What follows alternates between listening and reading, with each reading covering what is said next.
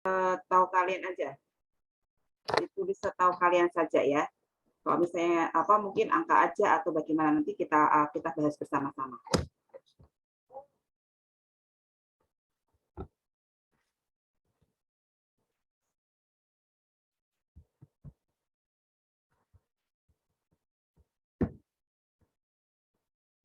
Wira, apakah punyamu sudah selesai, Wira?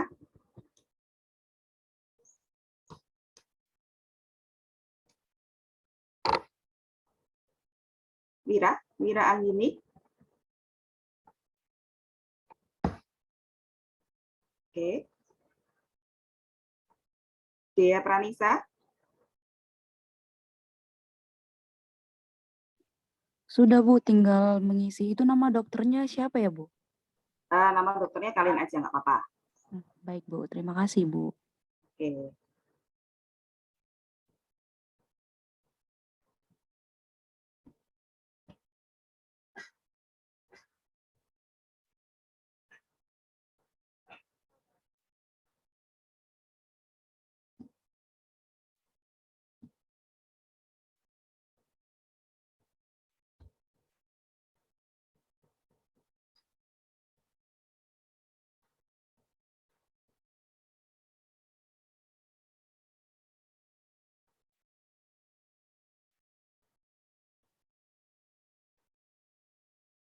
Dua menit lagi ya, adik-adik semuanya.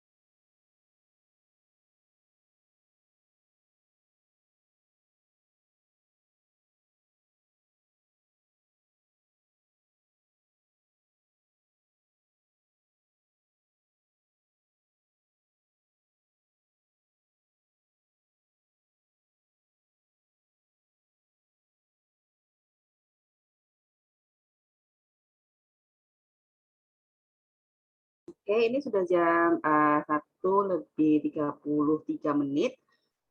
Kita close ya untuk penulisannya. Rizky, sudah selesai ya Rizky ya? Iya, sudah selesai, Bu. Oke, Kurang Rizky. lebih. Rizky, bisa kamu share screen buatanmu? Iya, boleh, Bu, sebentar. Oke.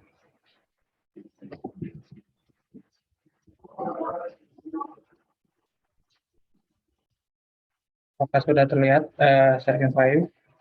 Sudah. Oke. Nah, Gimana Rizky?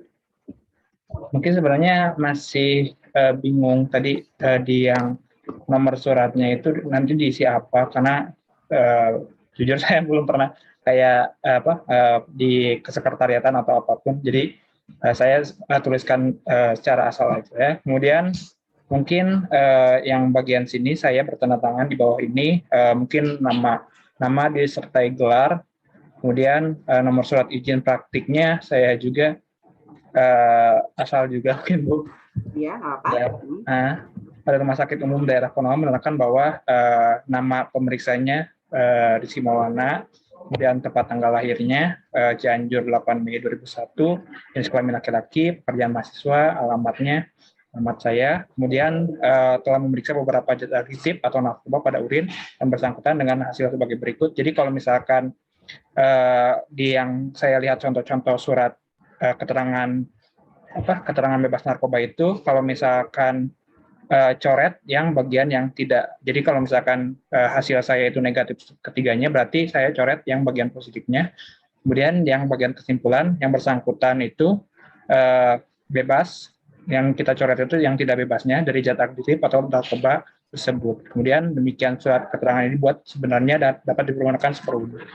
Kemudian dikasih nama pemeriksa laboratorium, kemudian tanggal suratnya, nama dokter pemeriksa, dan nomor SIP, seperti itu. Oke, ya. Oke, terima kasih Rizky. Sebentar ya, jangan di stop dulu. Ada yang berbeda mungkin dari punya Rizky? Ataukah sama? Coba Rizky di scroll ke atas Rizky. Oke.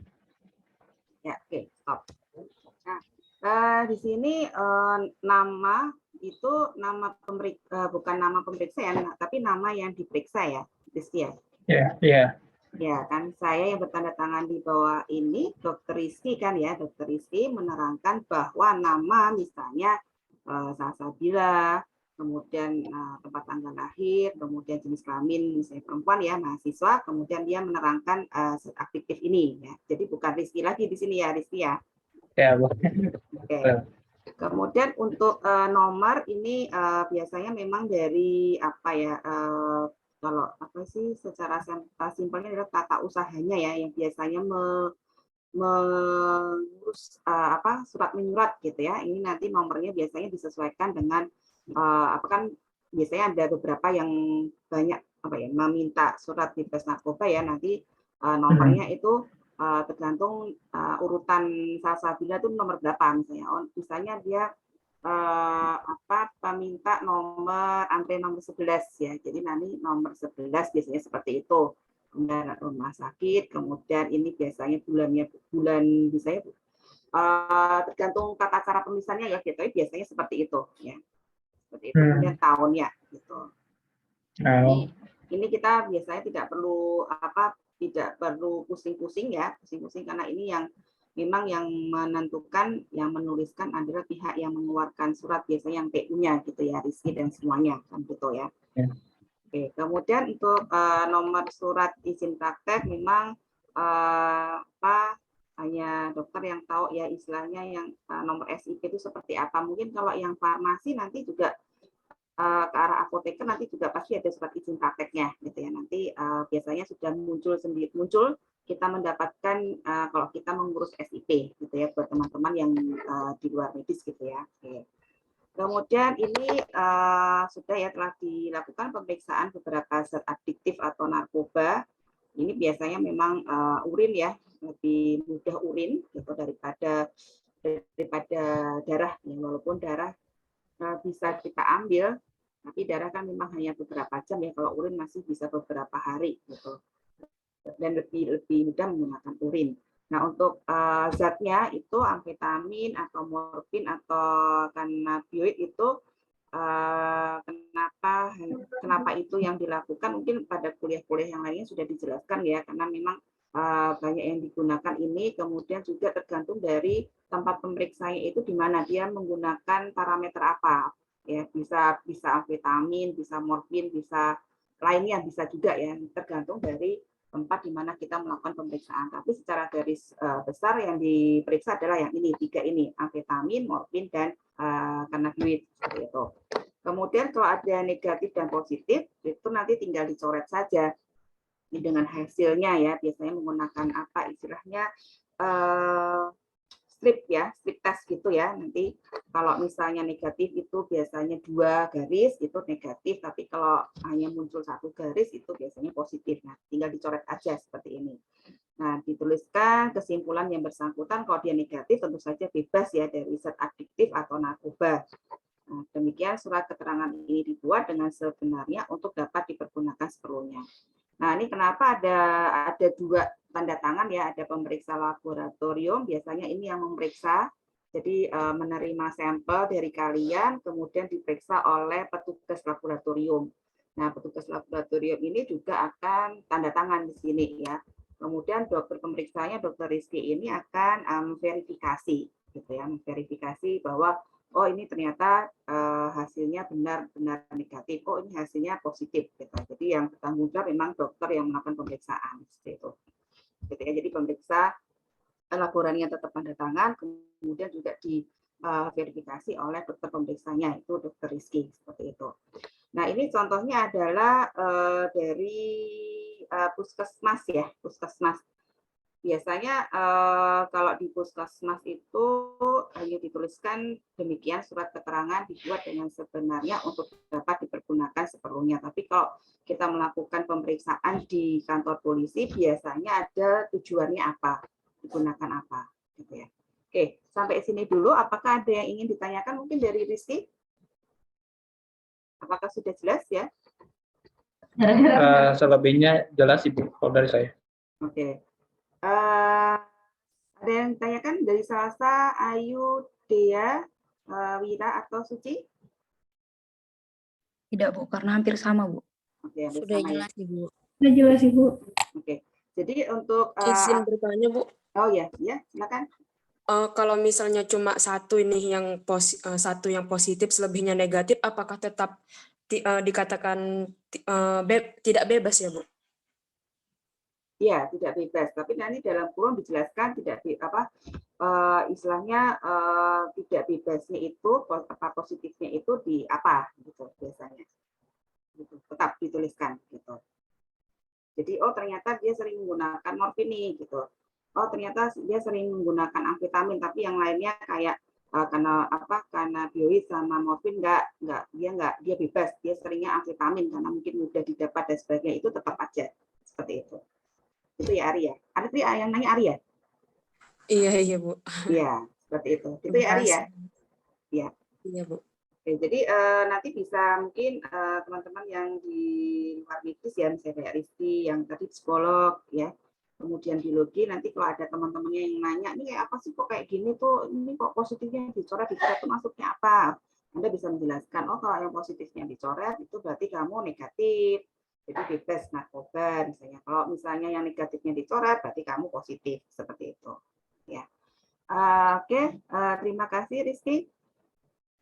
Mungkin saya bisa mencoba share screen ya, coba ya, saya akan tunjukkan juga. Mungkin di pas kuliah mungkin saya sudah juga memberikan contoh-contohnya.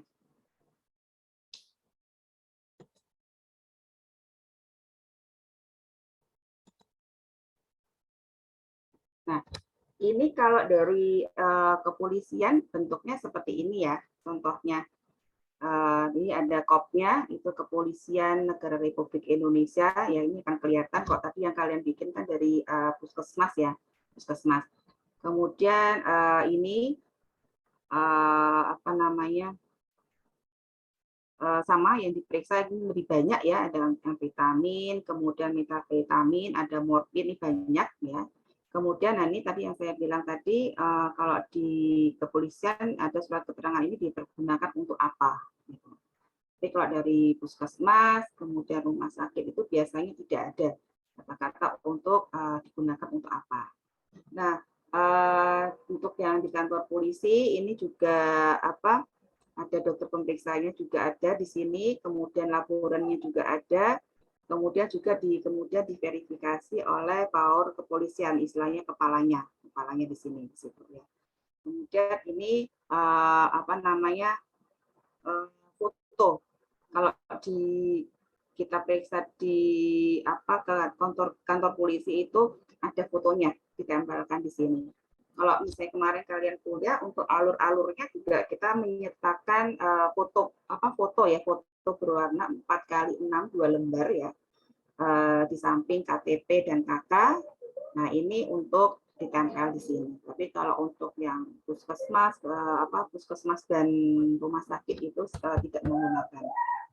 Ini tadi contohnya yang saya adopsi ya dari rumah sakit umum daerah Selasih ini sama tadi ya. Ini sama.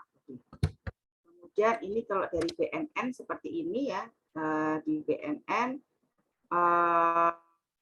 kita wawancara dulu, kalian akan ditanya-tanya dulu ya. Ini misalnya penggunaan obat terlarang ada apa tidak dan sebagainya. Kalau misalnya ada ya langsung jenis obat apa yang digunakan, untuk asal obatnya kita juga ditanya dari mana dan sebagainya. Terus kemudian terakhir minum kapan, kemudian baru kita cek urinnya seperti itu. Ini yang lebih lengkap juga tadi untuk di kantor polisi dan di BNN ya, ada kesadarannya seperti apa dan sebagainya. Karena kalau menggunakan dia biasa menggunakan narkoba kan kelihatan ya, misalnya pada saat periksa misalnya dia agak-agak dipengaruhi, itu mungkin kesadarannya terganggu seperti itu ya, keadaan umumnya mungkin kurang dan sebagainya. Tapi ini tidak usah bingung nanti kok bisa berbeda-beda, ya ini tergantung dari di mana kita periksa nanti. Mungkin di BNN, ini di Kabupaten Lawang mungkin ya, tempat Lawang mungkin akan berbeda juga nanti di BNN di daerah mana gitu.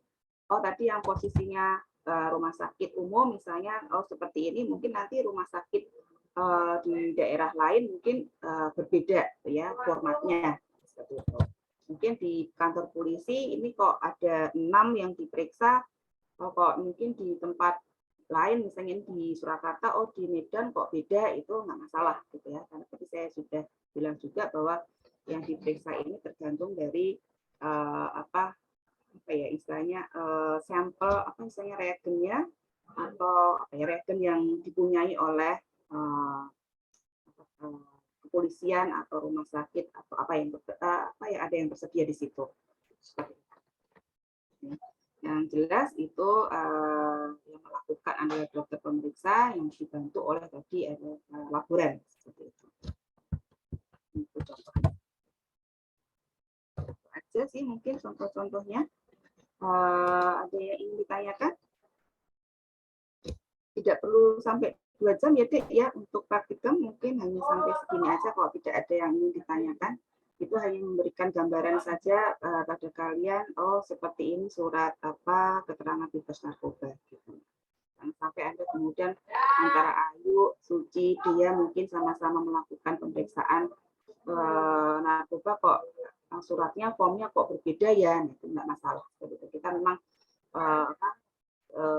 gantung kebiasaan ya atau SOP di mana kalian periksa. Seperti halnya kemarin visum et repertum mungkin formatnya sama tapi kok formnya berbeda ya. Yang satunya per poin-poin, satunya kok paragraf. Nah itu tergantung dari kebiasaan atau aturan membuat visumnya seperti apa. Ini untuk surat keterangan bebas narkoba itu juga sama. Tidak hanya bebas narkoba, surat keterangan medis lainnya misalnya sakit, surat keterangan sakit, surat keterangan sehat pun juga bisa berbeda antara puskesmas yang satu dengan yang lain, rumah sakit yang satu dengan yang lain. Begitu mungkin ada yang ingin ditanyakan dari Rizky? Ibu izin bertanya, Itu kan untuk surat bebas narkoba itu ada 3 lembaga yang bisa mengeluarkannya. Ada rumah sakit, ada BNN, sama kepolisian. Nah, masing-masing surat itu ada perbedaan tingkat apanya ya, kayak legalitas, atau misalkan kalau surat dari kepolisian ini itu bisa digunain untuk ini. Kalau misalkan dari rumah sakit itu hanya terbatas cuman untuk melamar atau bagaimana. Seperti itu ada perbedaannya nggak, Bu? Seperti itu sih yang ingin ditanyakan. Oke. Terima kasih Rizky. Tidak ada perbedaan sama sekali. Semuanya sama, gitu ya. Jadi takutnya kalau misalnya, nanti kalau untuk lamar pekerjaan kamu harus ada di rumah sakit, ya harus ngerjain di rumah sakit itu, wah ternyata rumah sakit yang ini tidak mempunyai sarana dan prasarana. Nanti Rizky harus pergi jauh kemana gitu, enggak. Jadi sama aja Rizky, antara kamu meminta di rumah sakit, puskesmas, kantor polisi, atau BNN, itu semuanya sama. Tidak ada tingkatannya harus, kalau lamar pekerjaan harus di sini, enggak. Jadi sama aja Rizky. Silahkan nanti baik. Ya, berarti nggak ada perbedaan ya. Terima kasih, Bu. Ya, oke. Ada lagi? Kalau dari segi biaya administrasinya, Bu, apakah gimana, Bu?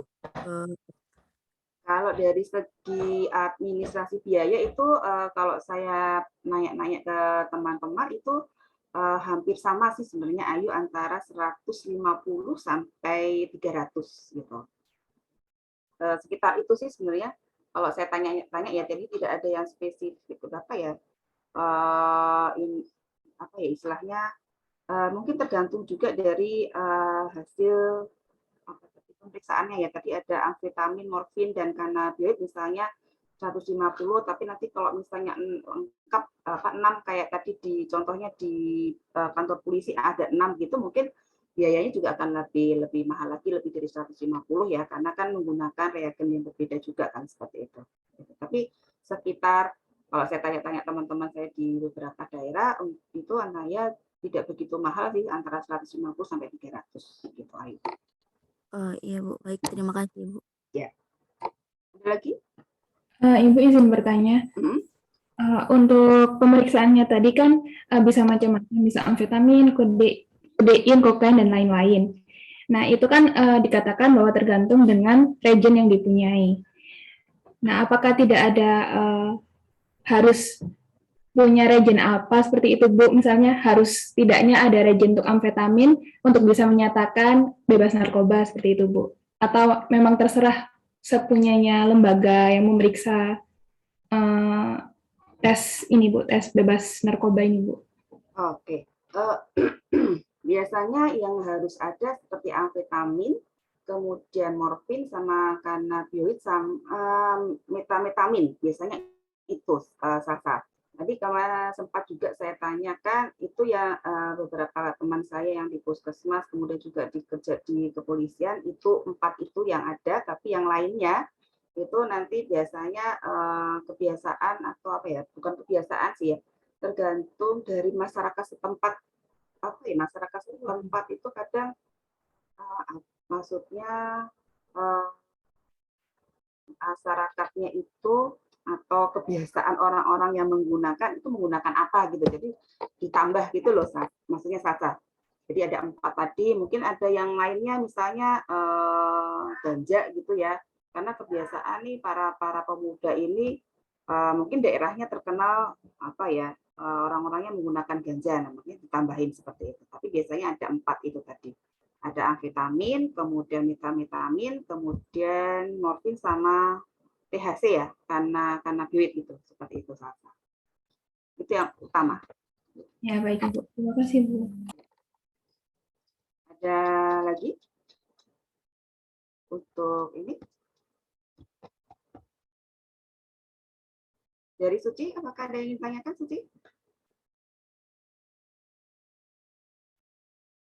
Ya? Kalau saya tidak ada, Bu. Udah cukup jelas, Bu. Oke, Ari? Pas sih, Bu, cukup. Oke, kalau sudah cukup, apakah ada yang sekali lagi ada yang ingin ditanyakan lagi sebelum kita akhiri? Tidak ada, Ibu. Kalau tidak ada lagi, saya akhiri. Bagaimana? Setuju semua? Boleh. Setuju. Bu. Setuju. Oke, oke. Oke, kalau tidak ada lagi, saya cukupkan praktikum hari ini ya tentang penulisan surat keterangan bebas narkoba. Semoga apa yang kita pelajari hari ini mungkin bisa bermanfaat buat kalian ya ke depannya. Walaupun kalian nanti bukan yang memeriksa, tapi setidaknya Anda bisa menjelaskan kepada teman-teman fungsinya apa, kemudian bagaimana prosedurnya, kemudian bagaimana cara membacanya, seperti itu ya. Oke, terima kasih buat Rizky, Ayu, Suci, Salsa, Dea, dan Ari. Tapi juga Wira tadi ya, sudah mengikuti praktikum ini dengan baik. Terima kasih semuanya. Selamat siang. Assalamualaikum warahmatullahi wabarakatuh. Selamat siang, Bu. Terima kasih, Bu. Terima kasih, Bu.